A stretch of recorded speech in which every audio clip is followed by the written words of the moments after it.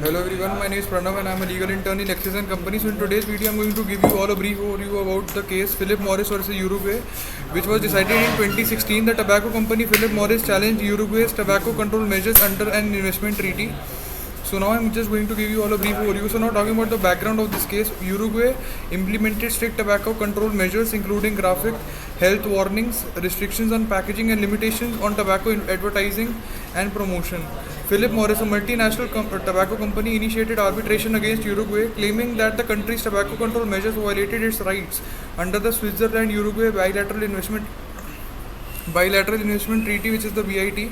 So now talking about the jurisdiction and admissibility, the tribunal first examined its jurisdiction and admissibility of Philip Morris' claim. It ultimately found that it had jurisdiction to hear the case. The case raised important questions about the regulatory function of the state in implementing public healthcare measures, particularly in the context of investment law.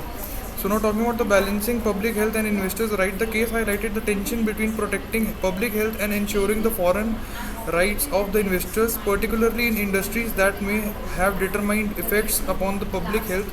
So now talking about Uruguay's defense, Uruguay argued that its tobacco control measures were necessary to protect public health and were implemented in accordance with its domestic and international obligations. Uruguay emphasized its sovereignty right to regulate in the public interest and asserted that the measures were designated to reduce tobacco consumption and improve public health outcomes. The tribunal ultimately dismissed Philip Morris' claims, ruling in favor of Uruguay. It held that the Uruguay's tobacco control measures were a legitimate exercise of the state's regulatory powers and did not violate the investment treaty. So now talking about the implications for public health measures, the case had significant implications on the ability of states to implement and enforce public health measures including tobacco control measures without fear of facing investor-state dispute. The decision reaffirmed the importance of preserving the regulatory space to states to protect public health and pursue legitimate policy objectives even in the face of potential investment treaty claims.